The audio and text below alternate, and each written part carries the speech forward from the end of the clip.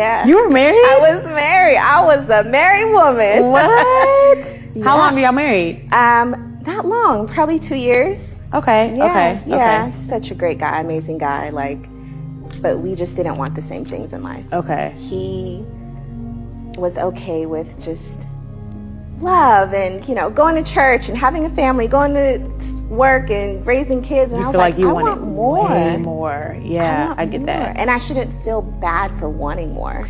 You heard that shit? Watch that shit again. You heard it? It was amazing, but it wasn't good enough. That's what I heard. It was amazing. It just wasn't enough for me. You're the one initiating divorce, but you feel guilty as hell because he's a good guy. There isn't any big reason. He didn't cheat on you. He didn't steal from you. He's not beating you. He's a good guy, and you feel like shit because you know you need to divorce. You know you're not happy, and it's the right thing. But yeah, it's keeping you from actually pulling the trigger because you feel so guilty. I want to talk about this again. I talk about this a lot, and I just feel as though I need to keep reinforcing this message because I know that you need to hear this. You are not doing anything wrong by asking for a divorce. You are not doing anything wrong by saying, my happiness lies in a different path. But what you are doing is you are doing the right thing. Brene Brown says, clear is kind. And if you stay because you feel guilty, you are not being clear and you are not being kind. Not only are you robbing yourself of a chance at happiness, but you're robbing him at his chance for happiness too. Because by staying, even though you want to leave, you are misleading him and you're keeping him from finding the happy, healthy relationship that he deserves as well. So don't kid yourself that by staying, you're doing the kind thing because you're in your heart. You're not there. You're not committed anymore. You're not in love anymore. It's time for you to go. So number one, you're not doing anything wrong. So the guilt you're feeling is actually not guilt, okay? Because guilt means you're doing something wrong, but you're not doing something wrong. And therefore, it's not guilt you're feeling. It's the discomfort of making a choice that you know is going to be hard for somebody else. And it's the choice that he doesn't want. It's the discomfort of making a choice that is in alignment with your truth and with your values and what you know is right for you. You're uncomfortable about that because you know that it's going to be hard for him. Okay? So reframe it from guilt to discomfort. That's going to help you get out of that trap. And number two, remind yourself that clear is kind. And when you are clear with yourself and you're clear with him, that is the kindest thing to do. Doesn't mean it's easy, but it is the kindest thing you can do. So Tia Mowry left her husband of 14 years. He didn't cheat on her. He earned a great wage. He was a good-looking man. They had children together. He supported her, been by her side. She outgrew him. And now she's doing interviews and she's saying how she's 44 years old or 44 years young, and there's nobody in her DMs.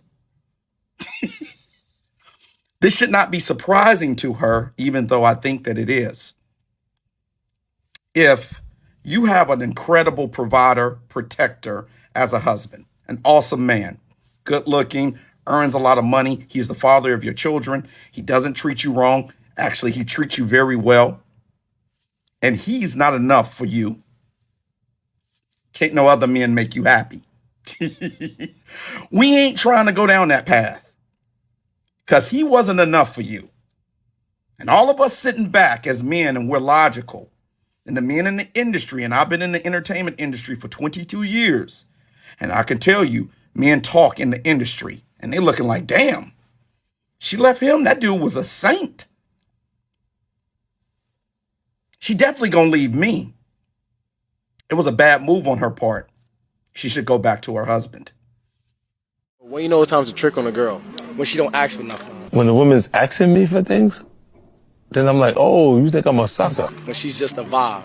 And she just shows you that she's happy to be around you and spend time with you.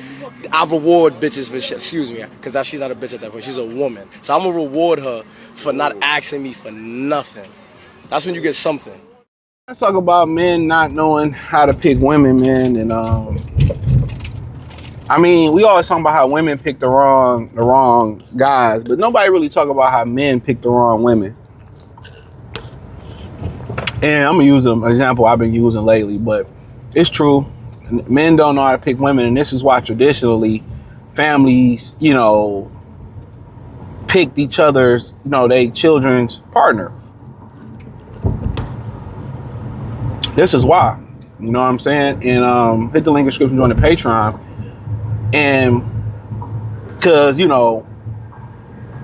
lot of it, marriage is about, strengthening two families, strengthening the bloodline, building generational wealth or building on top of what's already been built. You know what I'm saying? So, yeah, I mean, but in general, a lot of these dudes, when we like a woman and we, and it can go from young to old. You're younger, you understand it, but you like a woman and you tend to ignore the red flags because you like her so much. That's the wild thing. All the red flags, you just force yourself to like a woman. I know women like guys do that. Yup. Whether it's the tatas, the booty, her smile, or you value her, you might just look at a woman like, man, I want her. And I've talked about this in the past, is that, sometimes it's just a sexual attraction. It's just a sexual attraction, nothing more, nothing less. The attraction is just sexual. And I think a lot of guys don't really understand it, where and then you have an attraction where you just attracted to the woman, the personality, the chemistry, the looks, and all that type of stuff. But it's sometimes a sexual attraction, or explaining, if y'all can't find the original video or didn't see it. A girl can be below average, but it's just something sexually, how she carry herself. It could be something on her body. It could be how she talk. It should be how she carry herself. It could be her titties. It could be her smile. It's just something that makes you have a sexual attraction to a woman. It's different than having an overall attraction to a woman where you're attracted to how she talk, how she carry herself. You're attracted to her personality, her chemistry. A lot of these dudes are surface level attraction, where it's just, oh, she look good. You know what I'm saying? Or she's pretty, and you keep her around.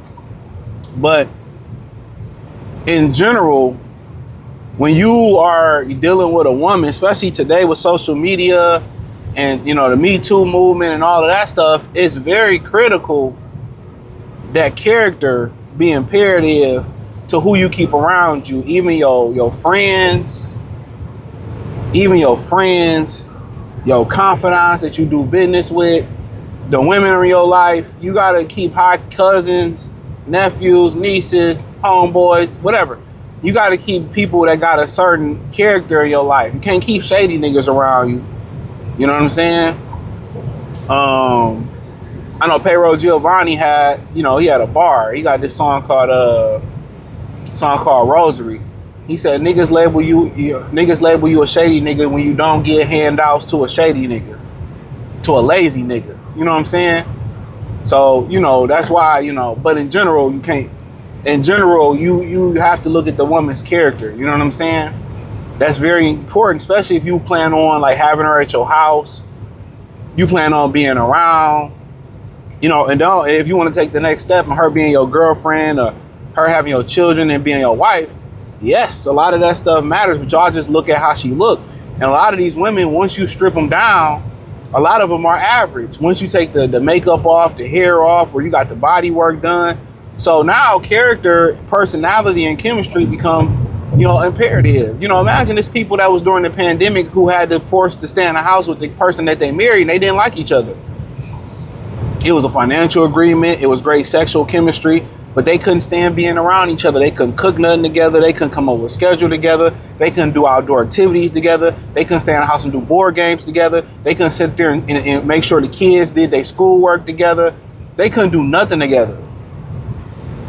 Think about that for a minute. They don't like to watch the same TV shows together. They don't know how to hear each other out. They don't know how to communicate. It was either a financial agreement, a sexual chemistry, or a combination of both, and they lost. You can't afford to do that, man. Especially as a man, if you fronting the book bills and you the leader, nah, you can't afford to do that. You can't afford to do it. And a lot of these dudes sit there and they trick. They trick. They trick with these women. They fall in love when they trick with these women. And they turn a woman that they trick with, and I speak about this all the time, they turn into a wife. And then when all the money gone, you hear those stories about, oh, he can't provide no more, I'm leaving. You knew what the agreement was. That's the agreement that you signed up for. You came in slanging your money around to her. You came in spending, came in being a spender. You came in being a trick daddy ass nigga. And then you married her thinking you could change her mind. You can't. They like to say in the black community, you can't unlame a lame. You can't untrick a trick. You know what I'm saying? You can't untrick a trick. Sorry. In her eyes, you a tricking ass nigga forever. And there's a certain amount of respect you will not get. When you come in and you cuff a trick, she gonna cheat on you and all that. That whole Ashley Janae situation, they said that bitch was a hoe. That bitch, they said she was selling it. They said she was selling it. So are you surprised that, you know, if that was the case, that she was, you know, that she meet you, good big Brad, bald head Brad, she meet you, and she gonna stop tricking? She gonna stop fiending for another dick? Absolutely not. Prostitutes live on, people that sell their bodies, they live on variety, bro. A lot of them like gypsies, they always moving, unstable. A woman that like to move, that always got to do something, that never have a stable home, that's another red flag for you not to be with her. You can't, she not gonna want stability. That's one thing about when women sell their bodies, they like variety. They attach themselves to each one of the Johns they've been with. So when we kind of start about picking women, I'm kind of going through the ones that, you know, the common mistakes that guys make. That's the danger. That's why I made that video when I first started the channel. Tricking is an old niggas game. Because when you're older, you ain't trying to start a family or nothing like that. You can differentiate it being a business agreement. When you young, you think you can buy yourself into the business of love. You can't do it. These hoes hard cold as December. So a lot of us don't know how to pick them, bro. They don't know how to pick them. And then you see a nigga like, damn, you know, Amber was bad, you know. Well, why you end up marrying, you know, this average or below average or slightly above average woman? And when you get older, you figure out. Like Michael Beasley said, a lot of women are a lie. A beautiful lie. So when you meet somebody that genuinely care about you, it's a game changer. It's one of the most attractive traits. You meet a woman that hear you out, listen to your wants, listen to your needs. You compatible. There's some dudes that be with women and they can't even watch what they want to watch. They got to go on the couch, or they got to go in the bedroom and they can't say nothing. The woman control everything. I'm not being in those situations. They can't even watch. You got to watch what she want to watch. She got to do what she want to do. Like, bro, you a store run little nigga, man.